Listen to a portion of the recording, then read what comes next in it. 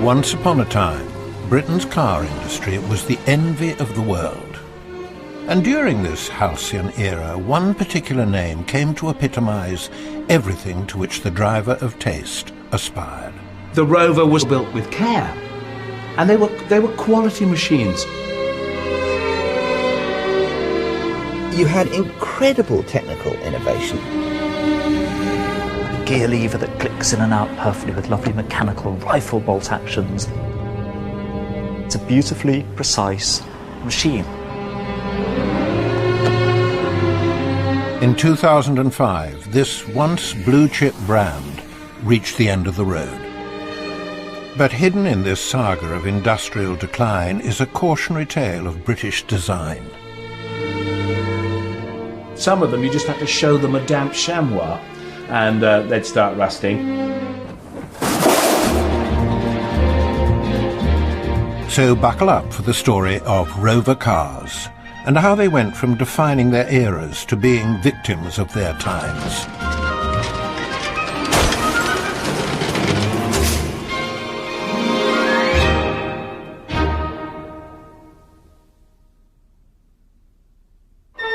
When the first Rover cars eased onto the nation's roads in 1904, motoring was a luxury pastime for the elite.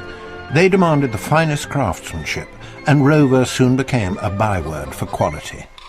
Well, the very name Rover is a delightful one, isn't it? It's what the Victorians used to call their dog. Here, Rover, it's just that. You can imagine going out to the garage of your mock Tudor house in Totteridge or Weybridge and saying, "Here, Rover," opening the garage door, and out would come purring this wonderful, stately, loyal, reliable car, as decent and as reliable as your Labrador or as your Bulldog.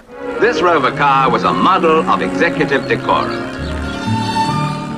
Rovers were well-behaved middle-class cars.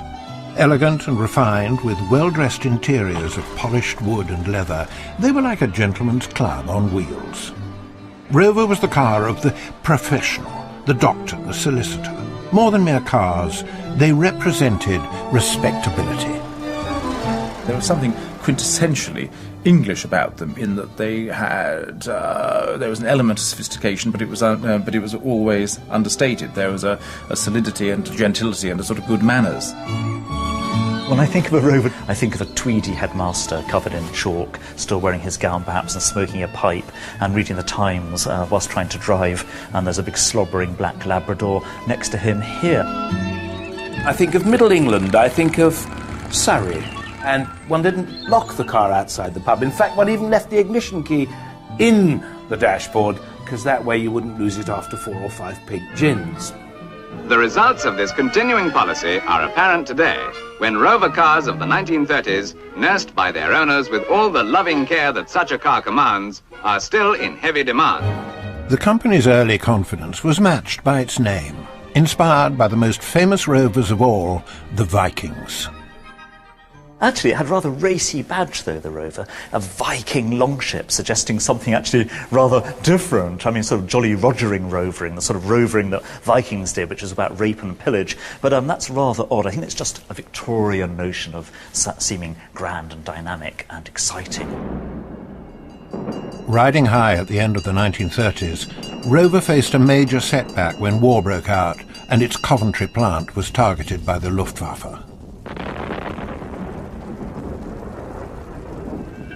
Only one thing was not destroyed in that night of baptism by fire: the will to win.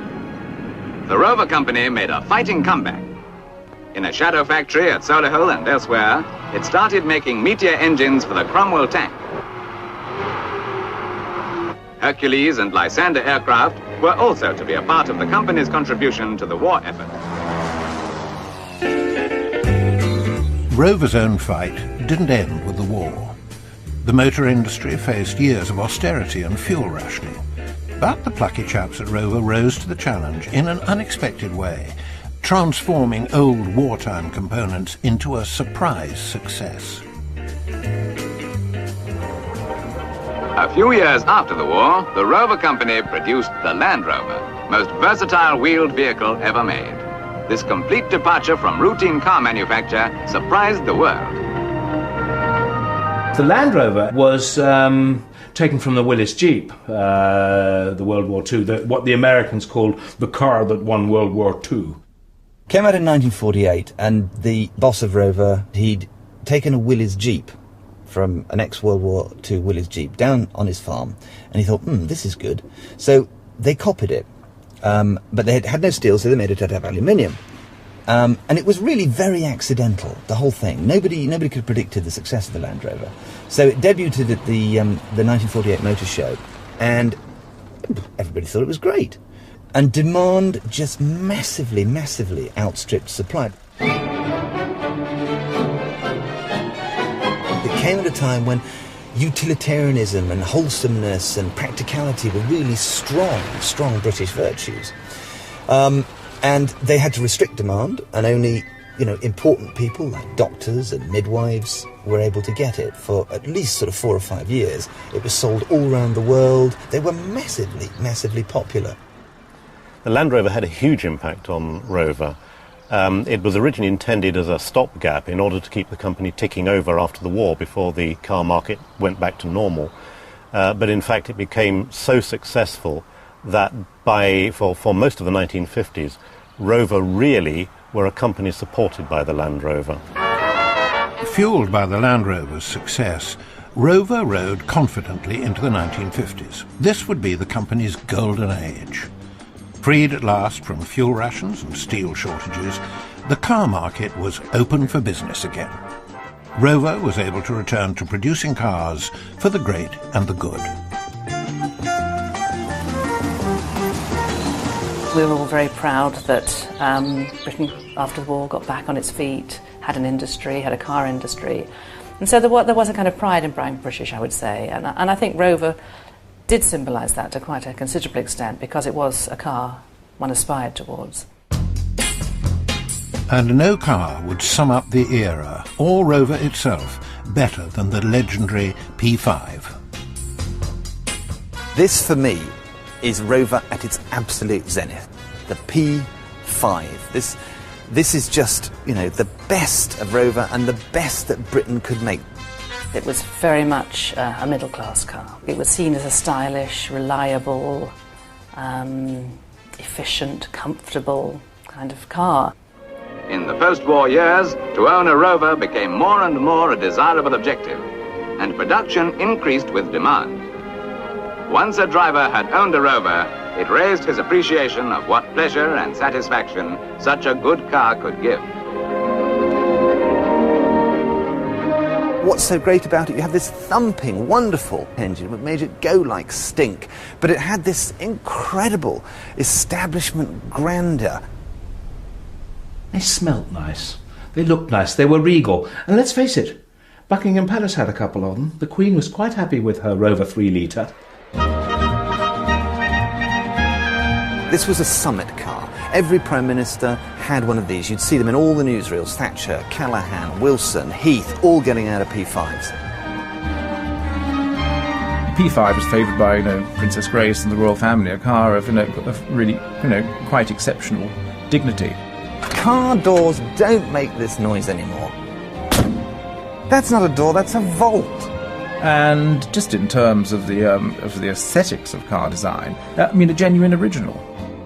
It is just Rover at its absolute best. The P5 appeared to be a very British thoroughbred, but a closer look revealed all was not what it seemed. Lurking under the bonnet of the flagship coupe model was someone else's engine. This wouldn't be the last time Rover stuck their badge on somebody else's engineering. Buick had this a surplus of 3.5-litre V8 engines, which they'd put in their pickup. And somebody very bright in Rover, I can't remember who it was, said, "Okay, we'll buy these. We'll put it in the P5. We'll call it the coupe, the P5B, and see what happens." And instantly, this car became the car you aspired to if you had any money at all. Freed from the tedious chore of actually having to design engines for their regular cars, Rover's engineering team were busy developing prototype technology for the drivers of the future. The engineering department was hard at work on all sorts of innovative engineering, And most importantly, I think, was the idea that they could replace the conventional piston engine in a Rover car with a gas turbine engine. With Jet 1, the original model, now in the Science Museum, research is forging ahead. And this base unit is used for development, a mobile test bed. This had come out of some work they'd been doing on Rolls-Royce aero engines during the war. But it was brought through right through the 1950s in a number of interesting prototypes, and right through to the early 1960s, when they actually demonstrated how far they'd got with this technology by getting together with the people who built the BRM racing car and making a car which is now known as the Rover BRM, which ran at Le Mans.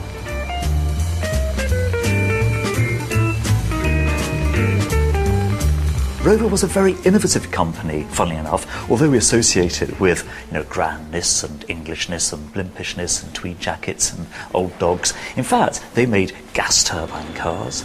They made cars that could take on the latest cars and pretty much lick them hollow. They made cars that were dynamic and quite razzmatazzy.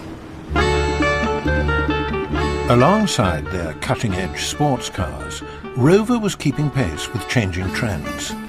The P5 had been designed to amble down Britain's A roads, but by the 1960s, the new motorways dictated a faster style of motoring. It was the dawn of a new era of affluence, and a new middle class was emerging which sought a car with a bit more dash. Fingers still firmly on the pulse of the motoring public, Rover responded with a racy new offering. The P6, or rather the Rover 2000, as it'll be called when the secrecy surrounding its development is over, is a long, low, sleek piece of luxury and precision. It's a zippy light saloon that can seat a whole family with all the Rover comfort. As we get to the 1960s, and the cars like the Rover 2000, I think of a thrusting young 60s executive in his mohair suit, shiny blue, sharp-edged trousers, and he's trying to impress the ladies in a very much a man's world at the time. And he's also thinking, I'm a bit of a Euro executive now, and I might even get to drive to France in my new Rover. It's a free ride, this, not a test. It's a concours d'elegance, with the Rover 2000 eclipsing the continental sea. Where's the discerning motorist who would ever choose anything else? It was a landmark. It was one of those remarkable episodes in the history of design that owed nothing to anything which preceded it. It was an entirely original concept of what a car should be. The Rover P6 reflected British society more than any other Rover because it was clever. It had all this mechanical and technical audacity, and it was the brave new world of the 60s. This was really quite raffish and rakish and avant-garde, and it took old Rover customers with it as well, which was a really, really clever thing to do. I'm looking at the dashboard now and I've got recessed switches for safety and a lovely speedometer, which isn't a dial, it's a bar that goes along. I mean, this was clever stuff in 64. So, in that respect, Rover was really keeping pace with social change. This car was exactly attuned to its times.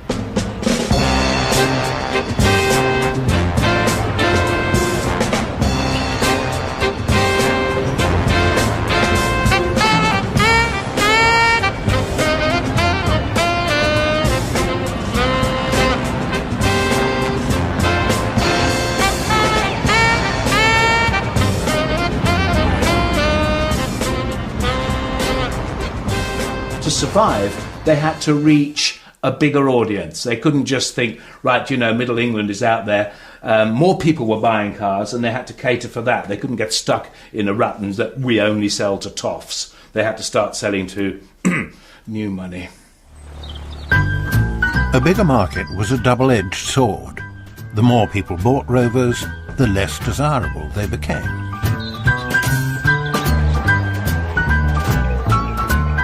I think the class distinctions in Britain do shift in the 60s, and there's a much bigger middle class who can afford more as well. And also, relatively speaking, the price of cars is coming down.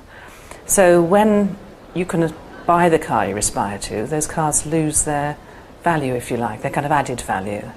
And I think what happened is that people just could afford cars, and once you can afford them, you aspire to something else. British drivers may still have been heading off into the sunset behind the wheels of their Rovers, but there were clouds on the horizon. Competition from foreign car makers was on the increase. Received wisdom dictated that only the biggest companies would survive. Rover hastily merged with the likes of Triumph, Morris and Austin into the vast conglomerate of British Leyland. But in this case, bigger didn't mean better.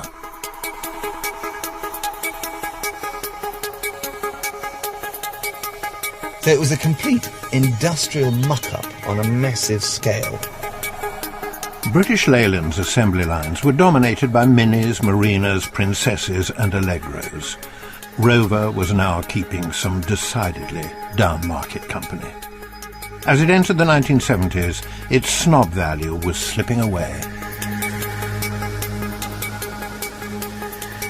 Rover had taken on all that baggage from all these really lackluster, dying brands. So the tarnish, the corrosion, the sort of destruction of the Rover brand and the Rover core values wasn't helped by having to have all these other brands piggyback it. And the consumer didn't understand what was a Rover. And you knew, if you knew anything about cars, that your Rover was being made broadly in the same place, by the same people, using the same components and the same manufacturing processes as that little hideous Allegro with its Cortex steering wheel that everybody would laugh at. And that's when the rot, the real serious rot, started to set in. Rover really started to lose its way in the 60s, kind of when it was bought out by British Leyland. And, you know, on the one hand, the Rover story is the story of a series of failed managements. But it's also a failure of branding. And Rover really needed to kind of stand for something that was a little bit more cool Britannia, and it never, ever worked out what that was going to be. Rover's image was coming under siege in other ways. Anyone who says there's no such thing as bad publicity can never have followed the fortunes of British Leyland in the 1970s. The company became synonymous with industrial chaos, crippled by strikes and propped up by the long-suffering taxpayer.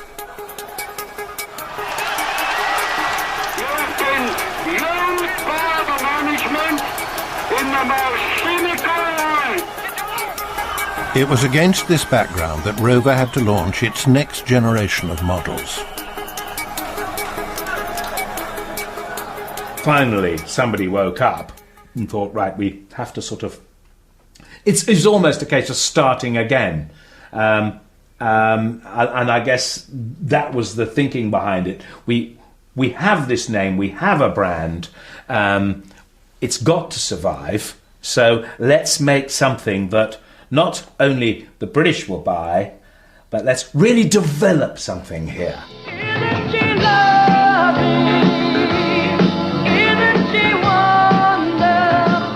In 1976, Rover hatched the SD1, their first big redesign in more than a decade.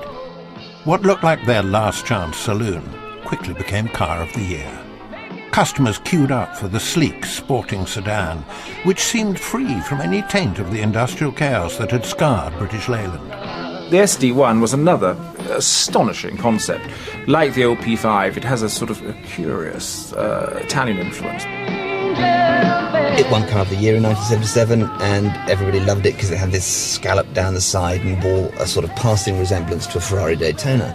It was unlike any Rover before. It was a hatchback, it was a big thing, it had rear-wheel drive, it was extremely commodious, and it had some sort of, made some chunky design statements, and I thought the car looked absolutely wonderful. The SD1 seemed positively miraculous, at least until you got it home.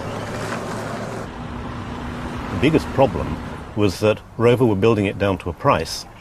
Also, they had a workforce which was very largely new to the job, and between them they managed to ensure that the quality was abysmal. So the car, although it won the Car of the Year 1977 award, very quickly got a bad reputation for build quality faults. Now, some owners were lucky. The car rusted away long before it had a chance to actually disintegrate. But others, those who kept the car in a garage and waxed it to keep the evil rust at bay, had to simply sit by and watch as their beloved car disintegrated around them.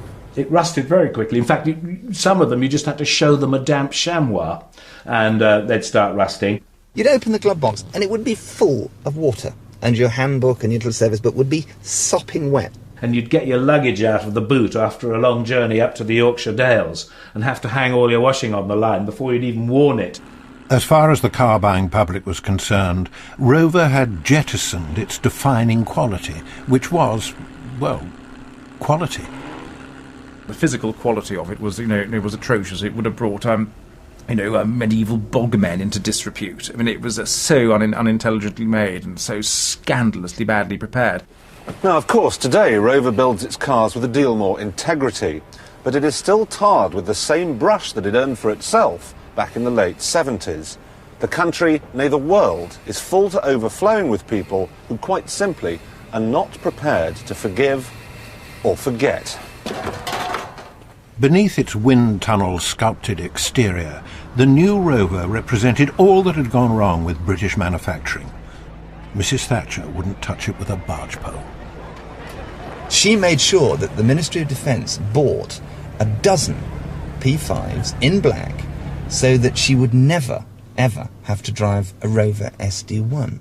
Oh, Lord, won't you buy me a Mercedes-Benz? My friends all drive Porsches. I must make amends. The Thatcher era produced a new generation of aspiring professionals. For them, a car was less a statement about respectability and more a way of showing off the size of their bank balances.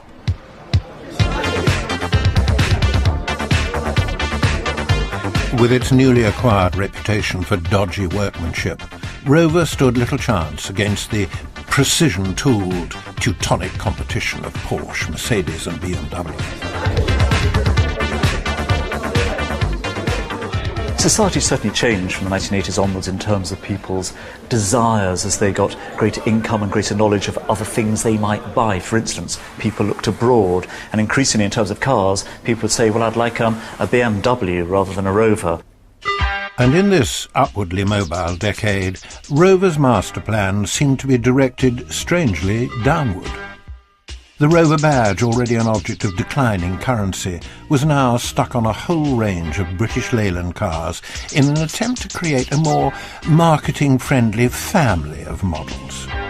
Even the Mini Metro was given a Rover makeover. It was a car that perfectly captured the Viking spirit of the brand.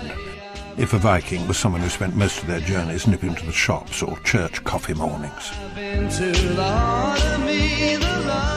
It was originally badged as an Austin, and it was only when the company took on the name of Rover that it was rebadged as a Rover, and then eventually became the Rover 100, using a name which had been used, of course, on the P4 saloons many years earlier. But badging it a Rover didn't really make it a Rover, driving it in wall. Those cars didn't live up to the Rover name or expectations. So if you take a boring little car, stick a Rover badge on it, and all that car does is pootle down to the shops or pootle around National Trust car parks in second gear, you're going to destroy your brand, as this terrible word people keep using these days. But Rover did destroy its own brand. In a further blow to the prestige of its brand, Rover had also returned to that old trick of sticking its badge on other people's technology. But rather than sporting a Buick engine under the bonnet, the new Rover was really a Japanese Honda in disguise. Cash-strapped British Leyland had done a deal with Honda to develop the new vehicles it couldn't afford to make on its own. Step up the mid-market 200 model. Lovers of plastic trim rejoiced. But was it really a Rover? The Rover 200 is the result of collaboration between Austin Rover and the Japanese company Honda, and part of that deal is that a number of the component parts come in from Japan. The steering wheel, for example, is imported from Japan, although the badge is stuck on it here in Britain. And that's a Rover badge because that's what Austin Rover think will sell the car best.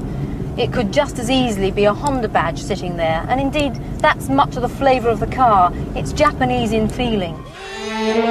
By the time a more upmarket Honda hybrid, the 800, arrived on the scene, Rover's pedigree mark had become something of a mongrel. It never really felt like a Rover to me. I drove several of them, and although it's a high-quality car, it didn't feel like a Rover. It felt like a Honda with a Rover badge on.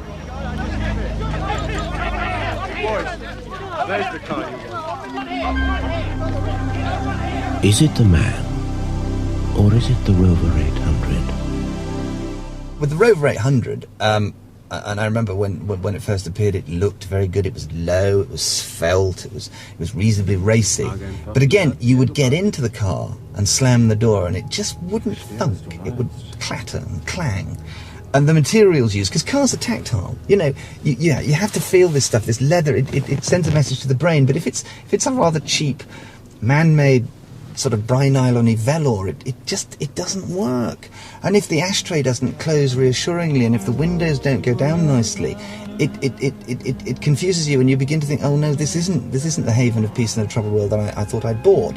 Sleepy hands are creeping to the end of the clock. When Rovers went the sort of Honda route with front-wheel drive and everything, they suddenly became deeply unsexy. And why would you buy a little Rover when you could have the same car with a Honda badge on it, which would probably actually have been built a lot better and work a lot better? Show us the computer that can sense the pattern of grain or the flow of metal, and we'll show you a craftsman. The craftsmen who finish 80% of our new 800 coupe by hand. It was time to move the crossbred Rovers firmly upmarket again. Rover's new bosses embarked on a grand, if predictable, plan. They looked back to the golden 1950s in an attempt to revive some of Rover's traditional hallmarks. Rover cars that were built during my time, I mean, the objective was always to produce a high-quality car that had some distinction in the marketplace. Using the old P5 as inspiration, Rover narrowed the essential ingredients for a successful car down to 3 specific details. The grille, the leather, and the wood. And that, I think, was what we were trying to replicate in the more modern vehicles, exactly those attributes. But Rovers struggled to move away from the middle of the road. As company cars, Rovers were selling well to corporate buyers, but this hardly lent them an air of exclusivity.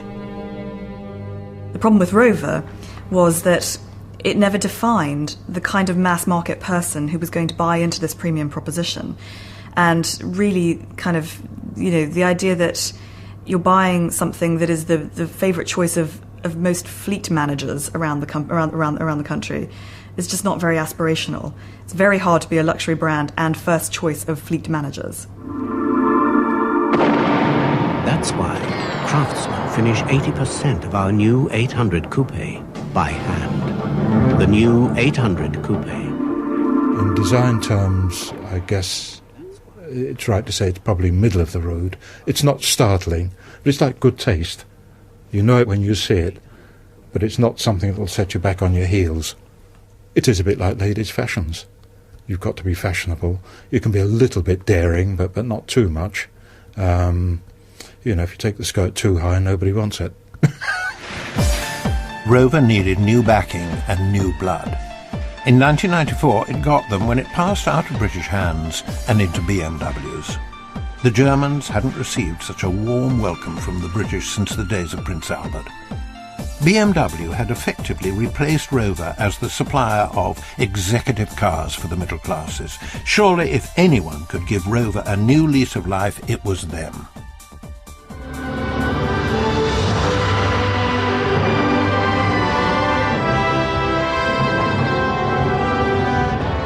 Expectations were high as the company spent a further 4 years developing its new flagship model. the Rover 75 was launched amidst unprecedented fanfare and optimism. It looked like the boys from Bavaria had done the trick.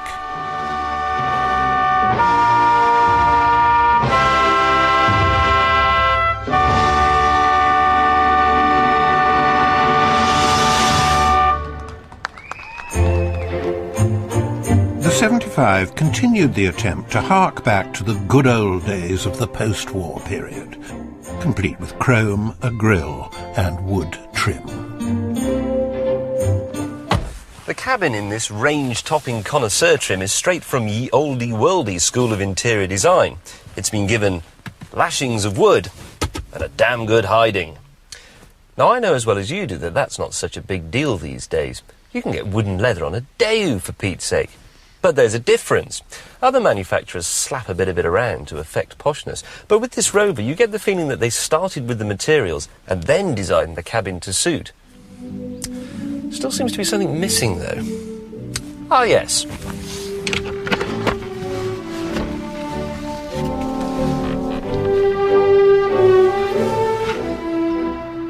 For somebody who wanted to have a car that was reliable, that stated that he was getting somewhere, maybe not quite to the top, but getting there, I think the Rover 75 in particular would meet all those requirements.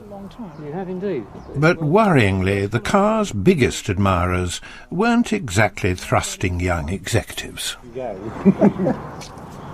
bought it before it came out, sort of thing, well, before it was really out, before it was launched. And I thought I read all about it, and I saw it on a motor show. And I thought it was, if half what they say was true, well, then it was a good car. It now seemed our patriotic duty to buy this German-owned car. The problem was that in looking to the past to recapture its glory, Rover seemed to have got stuck there. The critical mistake was that the world had done so many revolutions that they just didn't understand about Beyoncé, about Destiny's Child, about Eminem, and about bling bling. You could never call the Rover 75 bling bling, and that's the problem. If they'd kept pace as BMW, as Mercedes, then it would have been fine, but it just stood there in its triple welted brogues and its yellow corduroy trousers and its sports jacket with its elbows with patches on, and said, doffing its hat and straightening its cravat, I'm British, I'm going to stay like this, and I'm going to sell. Hopeless, absolutely. The Rover 75 seems to confirm something that I've long feared, that Britain is being turned into a fatuous theme park, obsessed with heritage and cowering behind a barricade of stupid nostalgic knickknacks. This is Rover. Rover, the company that gave us great cars like the P6, the SD1 and that experimental turbine car. I want something modern, not a great day out in history. This ridiculous hankering for the past is just not British. I can't stand it! Sales of Rover cars slumped by a quarter last year, and next week the company, which is owned by BMW, is expected to announce losses of more than £600 million. The whole industry has been going through difficult times, but it's been worse for Rover than any other manufacturer. BMW decided the game was up and sold Rover to some British investors for the derisory sum of £10. With no money to develop new models, the new regime fell back on that other Rover trick of rebadging foreign cars. But even the most seasoned Rover skeptics had a shock in store. There we are.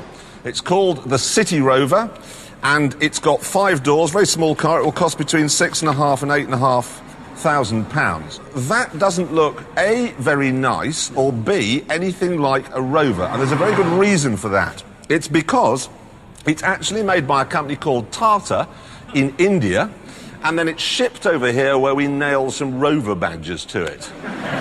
Why can't we do it? The City Rover that was it. When I saw that, I thought, that's it. This thing really is the worst thing they could have done. And you knew how bad things were when they're going to a third world manufacturer to produce a car that they thought they could flog to people in Britain. And they hoped just by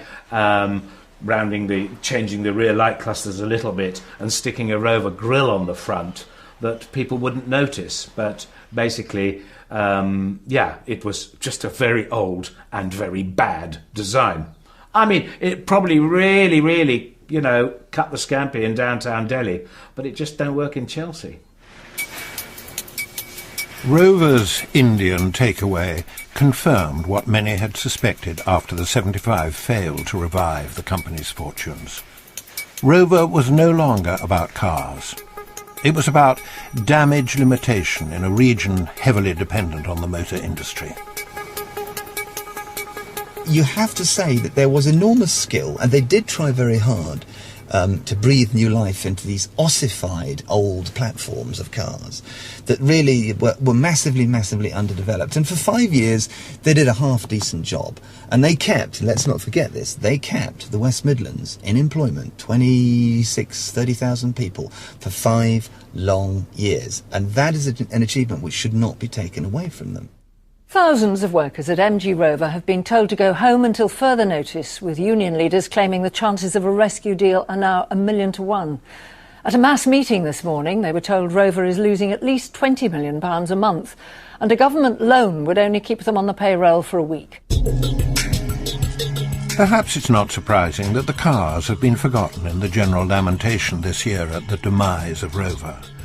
Thousands of job losses is a tragedy that makes the death of a brand pale into insignificance. Yet, like many tragedies, this one had an air of inevitability to it. The truth is that, for the past 30 years, Rover has just been acting out an embarrassing, long death agony. It's been a sort of, a feeble parody of vitality, kept alive only by misguided sentiment and half-hearted investment. All these people that are mourning the loss of Rover have probably bought a Toyota or a Nissan or a Honda or an Audi, so they only have themselves to blame to a degree, but you can't blame them for buying cars that are well built. This outpouring of sentiment isn't about a car company. It's a much, much, much, much greater thing that bothers us subliminally, and that is the loss of British engineering supremacy. And the fact that the Chinese are now becoming the preeminent industrialised society, and that virtually everybody else in the world can do things better and cheaper than we can. That is what bothers us in our beds at night.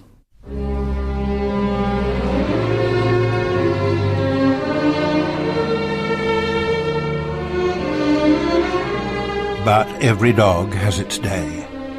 And as we lie awake at night, we can at least seek solace in our walnut-veneered memories.